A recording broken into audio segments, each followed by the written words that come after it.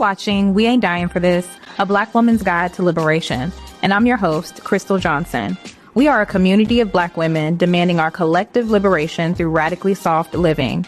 Each Thursday, we feature the stories of Black women who have set themselves free from the expectations of others and are choosing to live on their own terms. Hey y'all, and welcome to another episode of We Ain't Dying for This, a Black woman's guide to liberation. I am your host, Crystle Johnson, and we are a community of Black women demanding our collective liberation through radically soft living. And speaking of soft living, I'm looking forward to having this conversation today with my sis, Marisha Dixon. And we're going to be talking today about pleasure as liberation. So welcome to the show, Marisha. Thank you. Thank you. Yes, I'm so glad you're here. I'm happy to be here. It was raining yesterday. Now it's beautiful sunshine. So yes, that adds extra oomph to the day. Yes, of course, as it should be in LA. Because when I got here, I was like, it's cold. It's cold and it's raining, and I didn't love it. Exactly. It was not reminiscent of LA to me at all. Well, here we are. Yeah, you brought in the sunshine. Yes, I like to say that I do that. So before we jump into the conversation today, I'd like to start with a little this or that before you share with people who is Marisha. Okay. So let's start with this segment, and I got 3 questions for you. Okay. So the first one is spades or Uno? Uno, hands down. I don't know how to play spades. Uh-oh. There will always be one. I am the one. It is me. We got all the Unos. Every version of Uno. There's so many versions of Uno. It's crazy, but they're so fun. They are so fun. Now I have the one with the little triple play one where you got to like put the card down in a certain amount of time or you lose. Yep. That's fun. Got that. We've got the double-sided Uno. So if you pull a certain card and it says flip, now you're going to the back side of your card. So it doesn't say Uno on that side. It's another set of cards that you're playing from. Okay. We've got the one where you press the little button and it shoots out. And so yes, I love that one. That's Uno Attack, I think, right? Oh, yeah. And then if we have one of my aunties, she plays for money. So you got to play with $1. $1 to get in the game. So it gets real. Uno... For me, serious. Yeah. Each one is serious, just in their own, own kind of way. I am the one in the family, in the group that doesn't know how to play spades. So. That's cool. No judgment here. No judgment zone. All right. So the second question is about music. So do you prefer old school R&B or 2000s hip hop? Okay, I struggle with this question. Because I'm in that era now, that generation where old school means 2 different things, right? So my generation of old school, Brandy, Monica, Tevin Campbell, Escape, right? Like that. But then you've got... Old school. Oh, right. Yeah, true. So there's that. But then I was in college, and then after college living in Atlanta... in the 2000s. So hip hop, I'm just thinking about that Ludacris song that started with "Welcome to Atlanta, where the players play." Yeah. Okay. So I'm gonna just say it like this: this is absolutely the hardest question that I've been asked because I love music, all genres, these 2 especially. But I didn't have no business listening to them R&B songs that I was listening to at that age. Listen. So that's true. So I'm gonna go with hip hop. Okay. Yeah, I love that. But you're so right. Hip-hop. We didn't have no business listening to those songs because as I go back and listen to them, I'm like, what did we know about this? Why were our parents okay with this? Yeah, but it's beautiful music. I was talking to someone earlier, and it was just like. Old school music used to be about like meeting someone, going slow, like having courting. a slow burn. Yes, courting. And now it's just everything so fast. And like I'll be scrolling on Instagram and I'll see something like we don't need to get to know each other. I don't care about your favorite color. Let's go on vacation. And it's like, that's a little fast. Little. And maybe unsafe in some situations. Yes. But yeah. Yeah. But do what you feel, because sometimes I just go with what I feel and see what happens for sure. All right. So the last one is self-care Sunday or Sunday brunch. Ooh. I love me a brunch situation, but I don't drink anymore like that. So, the unlimited mimosas and that was fun. Yeah. But I'm going to say self-care Sunday. I like my me time. So okay. What's in your routine? My self-care Sunday. So definitely Monday through sometimes Saturday, I'm up early. So Sunday, we in the bed. I love that for you. We might not be asleep, but we're not getting up. That's one. So resting, staying, rested. And then hot baths, journaling, a long walk. I have been practicing intuitive movement. Okay. So just literally whatever my body kind of feels, just going with the flow of that. Embracing movement. And I'm leaning into more sensual kind of movement. I think, you mentioned living a soft life. And so for me, that sensuality is kind of putting me in a space of softness, femininity, whereas the rest of my life or outside of that space is typically you're wearing all the hats, you're achieving, accomplishing. So that is my space of letting all that go and just relaxing. And I think that's a perfect connection to what we're talking about today, because we're talking about pleasure. So when I think about pleasure, I may be thinking one thing. When someone else thinks about it, Correct. They may be thinking something totally different. But what are some of the lies that you've heard people tell themselves, or even lies that you told yourself about pleasure?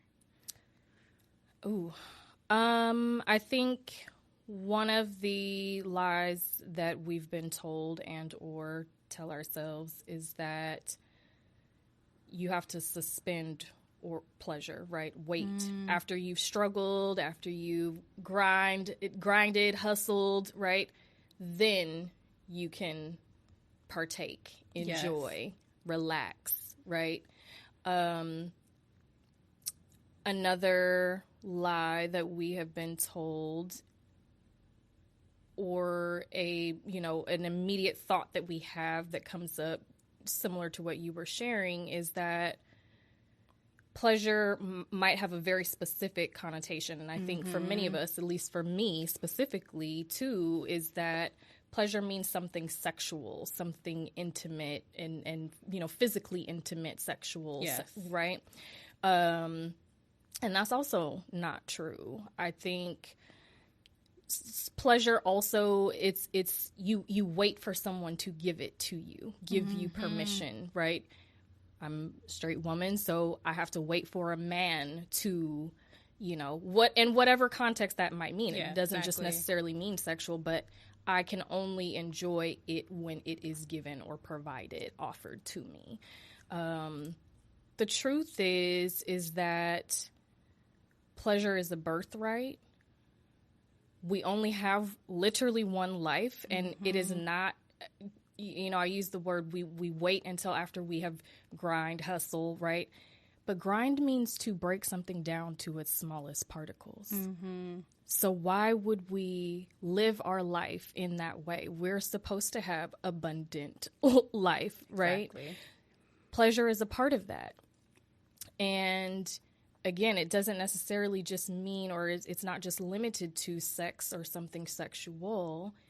It could be something as simple what we were just talking about before we got on. The sun is out. And just literally sitting outside in the sun, allowing that to be the hug, the warmth, right?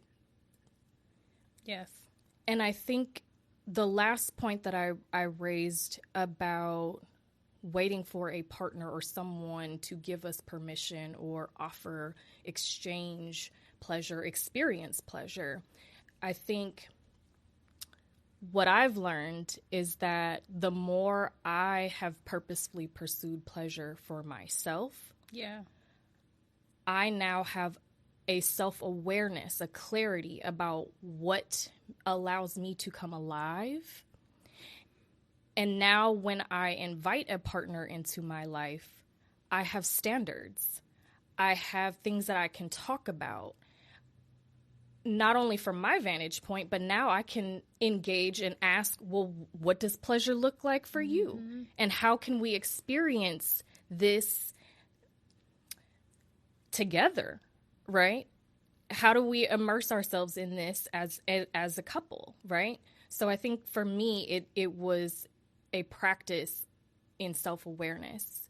It became a practice for me to, really just be more clear on what thriving, what feeling good actually means, and the ways in which I can experience that more often and on purpose. Yeah, totally. And I think that's something that continues to come up in the different conversations that I've had is that you have to be able to sit with yourself to understand, like, what is that for me? What does that mean for me? Yeah. And I know that in a lot of my years of growing up, like, it took me 39 years to get to know me. Because when I think about things that I like, things that I enjoy, things that I don't like, things that I don't want to do, like, those things have always been connected to someone else. So if I'm in a relationship, it's like, what do we like together? It's not about what Crystle likes. It's like, what do we like together? Being with my family, what does everybody want to do? Has never really been about what is it that I want to do? What is it that I care about? It's always been about the collective. Yes. And while the collective is important, community is important. It is also important for us to get to know ourselves, to understand ourselves, and to be clear about what it is that we need, what it is that we want, who do we want to be. Yeah. Because then when we invite other people into our lives, we don't take on their stuff. Because we're already clear about who we are. We're already standing in who it is that we are. So then they're a complement.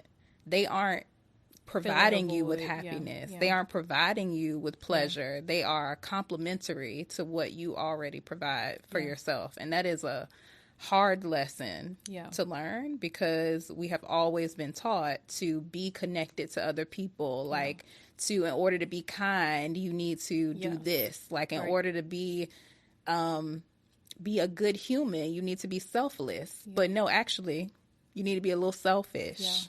Yeah.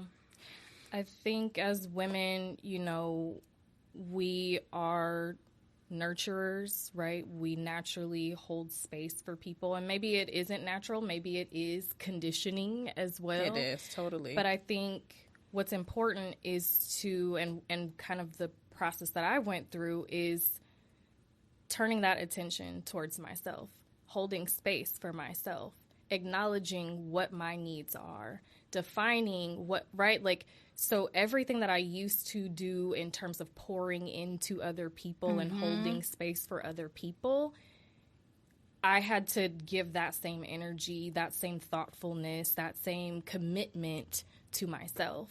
Yeah. Yeah. And I think, too, that led me to one of the core values that I have. I know we often think of core values in our business, but I had to set some for myself.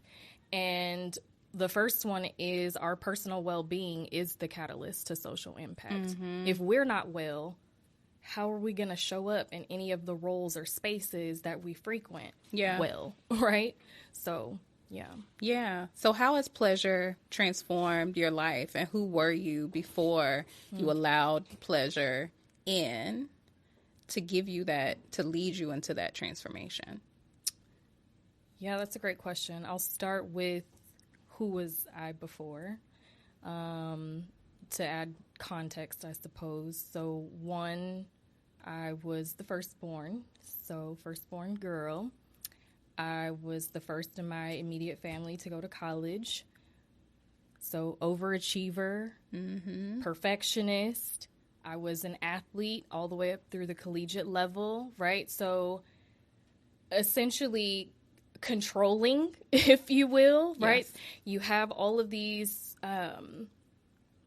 spaces that you are in, or I had these spaces that I was in, whether it was family dynamics, whether it was school, whether it was sports clubs, etc.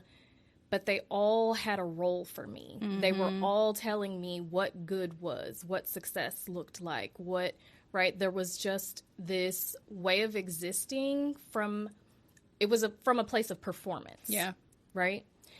And accolades, accomplishments, like that was how I saw myself and how things needed to be. There was just this constant grind, this constant setting goals and trying to achieve something. Yeah. You know? But I recognized when things weren't right in here, no matter what they looked like out there, eventually I started to recognize in here is not okay, though. Mm-hmm. I'm not fulfilled. I feel depleted. Like all of these things where it's like, wait, but they said this is what I'm supposed to do. Girl, they said. They said. All you got to do is say, they said. They said. Yeah. Right? Like this is the path. And I'm doing it, but something's still not right. And so in choosing me, instead of pouring into these places and accomplishments or goals and people and other people's scripts. Yeah. Living according to the rubrics of somebody else's standards, it was time for me to define what that meant and what that looked like. And I had to kind of blow up my life as I knew it. Mm-hmm. So I stepped away from academia. I stepped away from certain relationships. I moved to a different state where I didn't know anybody, right? Like I took these, but what was happening in me taking these steps, it wasn't just random. I was hearing, do this, go here. And while it was very uncomfortable and it didn't make sense and I didn't see all of the next steps, I knew with the path of continuing, the path that I was going to continue on, I knew what the end outcome was going to be of that.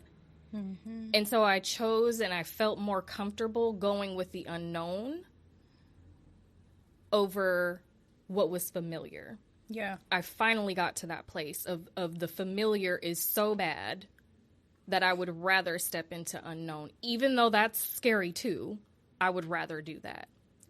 And that meant some days I hear, go to this mountain, go sit on this rock. Then I'm going sitting on a mountain. I have 24 hours literally now for just me to do whatever I want. Mm-hmm. That was also very uncomfortable. Pleasure taught me resilience because I was unlearning that pleasure was only accessible once I strived, once I completed, but now I have 24 hours to do whatever I want. Mm-hmm. And so there was this internal confrontation and struggle of, wait, am I lazy? Wait, I'm feeling guilty because I'm not doing something. I'm not performing. I don't have deliverables. Yeah. I don't have a deadline. But choosing to hear, trust, and follow those internal nudges, that internal GPS or guidance protection system, choosing that over and over again, even when it didn't make sense, even when it was uncomfortable, even if I felt like I'm not receiving the accolade, like what's the end here? Yeah. Choosing that was me choosing me. It was also allowing me to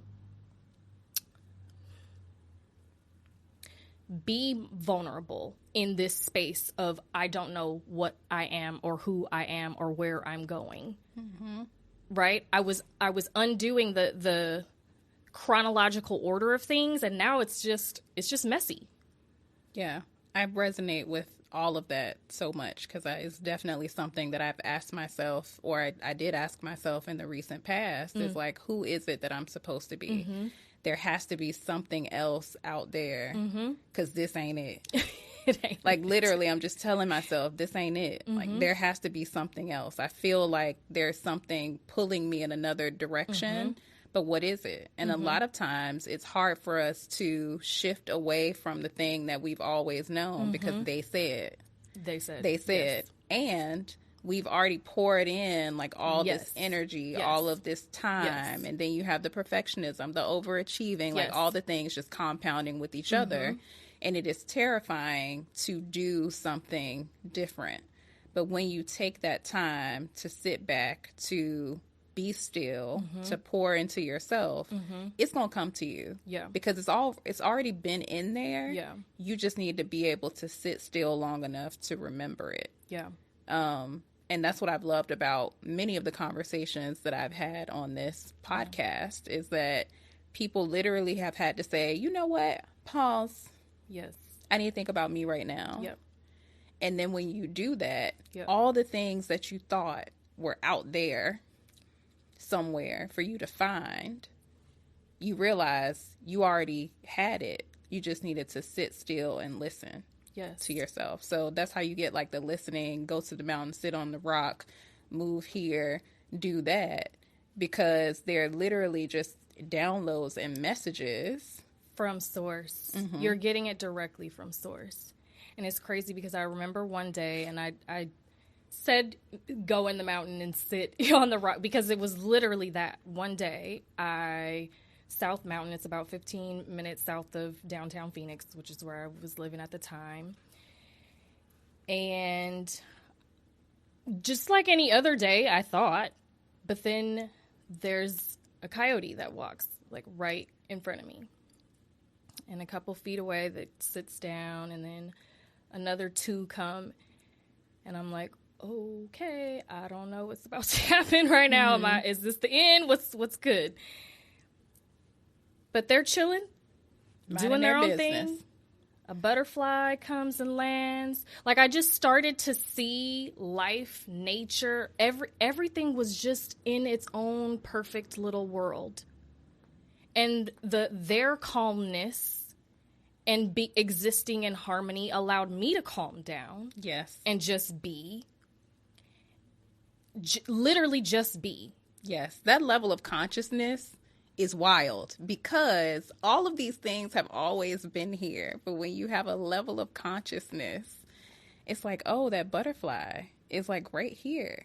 And it was probably always going to be there, but you were never conscious enough to actually notice it. And it's so wild, because it's profound. It's like this, I don't know what word to use to describe it, but it's just like, it's life altering. It feels like life changing, because now I can be present in the moment and not like trying to do 1,000 different things. And and that's exactly what the impact of that was. Like I said, everything was just in its own perfect order, and it started to calm me down. And that became I need more of that. I need more of that calm. I need more of being in my body. I need to be more present. That was what purposely pursuing pleasure became for me. I knew what struggle felt like. I knew what depleted felt like. I knew what emotionless relationships felt like. I knew all of these other things. And so pleasure became the opposite. Right? And I wanted to pursue that more often and on purpose. Yeah, right? Totally. And it felt like initially, just like I said, that day of just extreme presence with myself and my body, with literal life in all of its forms, from plants to insects to animal, like it was just in perfect harmony, and it made me see myself and feel myself in a way that I had never experienced before. And I wanted to keep replicating that as much as possible, and anchor in that space, whether I was sitting in solitude in nature or if I was in a bustling coffee shop, right? Yeah, totally. Yeah. Yes, I feel that. I resonate with that so much. So for anyone who's listening, a Black woman who wants that. She wants to experience that, but maybe it's something that seems impossible, unattainable. What would you tell her? Like, what homework would you give her to get her to at least begin to tap into it? There might be a couple of things. I will say one, I'll ask the question. Of course, you can answer too. But what is a treasure chest? What's the purpose of a treasure chest? To hold the treasure. Okay. Anything else? To close it in there. To lock it away. To safeguard your treasures. Yeah. What's valuable to you. To protect your treasures, right? Your assets. Yeah. What you value. So my first prompt, that would be a prompt, but to make you see you as the treasure chest. Your life and what's in it, that's your treasure. And maybe you're holding on to things, perceptions of what pleasure is, as one example, that aren't actually for you to keep. Yeah. They're other people's definitions of that. So the first thing to do is dump out the contents of your treasure chest. Look at literally everything. The relationships you have, the things that you consume, whether that's media, the food that you eat, the places that you go, where you spend your time, your money, because that is your indication of what you value. What you value isn't what you wrote on your paper or your vision board, right? It's how you're actually showing up. Yeah. The choices that you're making are your demonstration of what you value. And in this process, don't be upset about what comes up as you're doing it, right? Yeah. The idea is this is your self-inventory. You're assessing the contents of your treasure chest, the contents of your life. And if there are things that you're holding on to, first acknowledge, well, where did this come from? Who put this here? Because they probably put it there. They. Mama, daddy, the TV, your friend, right? Like someone outside of you. And at some point along the way, you adopted and subscribed to those beliefs. You valued what you were told you were supposed to value. Yeah. But now you have the choice to say, let me actually take a peek in here. What is going on in here? And then discard the things that are no longer of value, that don't make sense for who you are and or where you're going, right? Who you're becoming. Yeah. Right? So that's one thing I would say, is just to reframe how you're looking at, again, we only have one. This is the life that we get. And it is yours, right? And I think that's one of the other things that pleasure, the core message that I learned is that you've said it before, I've said it before, we've heard it before, we see the memes. It says, trust the process. As I was on this journey of purposely pursuing pleasure, I crossed out the word the. Trust the process became trust your process. Because who you're becoming and what you need to become, that's for you. And my journey is going to look different. And what I need is going to look different. The contents of your treasure chest and what needs to be discarded and kept is going to be different, right? So I was learning to trust my process of becoming, to be patient with my process of progress, right? Towards progress. And so I think when you do that first part of dumping out the contents of your treasure chest, you're going to start to find what matters to you it's for you. No one else is there to judge it, right? It's yours. But then the second thing I would say is now start to write a new definition. What is pleasure for you in your life? Maybe it is sexual liberation and, right? Maybe it is with a partner. But whatever it is, it's yours. You define what that means. Then I would say to look for examples of how you're going to actually engage in pleasure. Make that a part of your life more often and on purpose, right? And then set the dates. Commit, just like you would with your job or your doctor's appointments. Those commitments that you keep for other people, this is your commitment to you. It's equally important.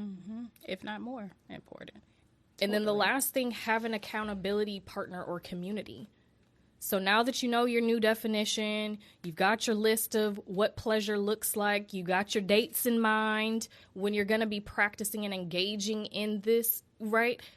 Now you have an accountability partner or community that's going to help you do your check-in. How's it going? And how are you transforming? Just like you asked me, how are you transforming? Yeah. To keep a document of, well, what's new in my life? How am I expanding? How am I growing?